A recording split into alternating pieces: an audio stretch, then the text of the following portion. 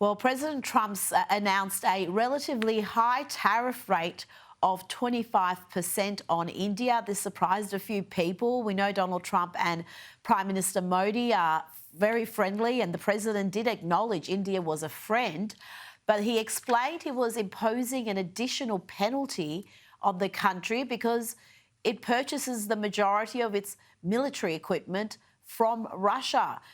John, that's a very principled position to be taking, again, there from the president, and it's a notice to other countries looking to do deals with the US. It's not just a deal with the US, it's your other trade relationships that are going to determine what rate you end up with.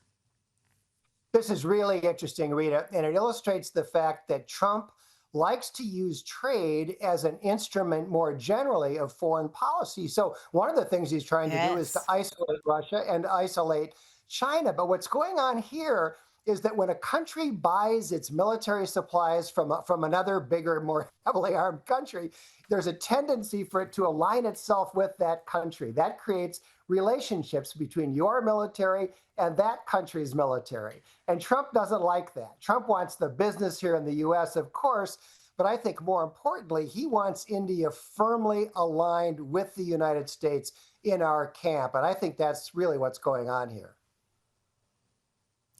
Now, the last week has been enormous in foreign policy and in trade deals. We saw the massive deal with Japan, then the EU deal, which again shocked so many people. It seemed to just be win after win for the US. Is this Trump's best week of his second term?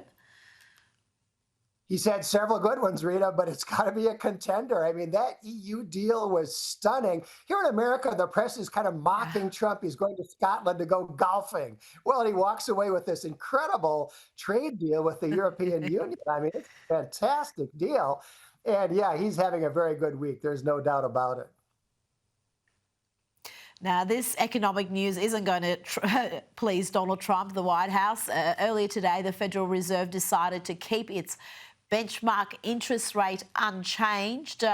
John, Jerome Powell is proving to be a thorn on the side of this administration.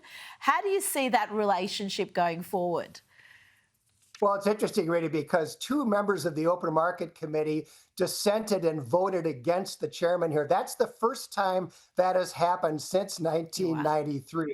So what Powell is doing is definitely controversial.